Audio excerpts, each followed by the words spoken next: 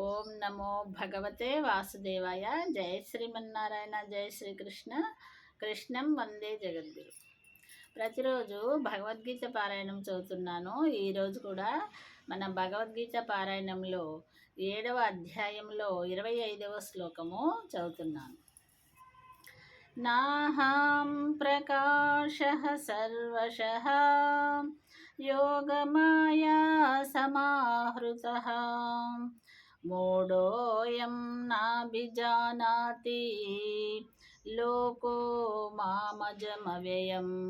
ఈ శ్లోకమునకు భావం ఏంటంటే, నా యోగమాయ యందు నేను అందరికీ గోచరింపను కనుక అజ్ఞానులు నన్ను జన్మరహితునిగా, శాశ్వతునిగా, పరమేశ్వరునిగా తెలుసుకొనలేరు.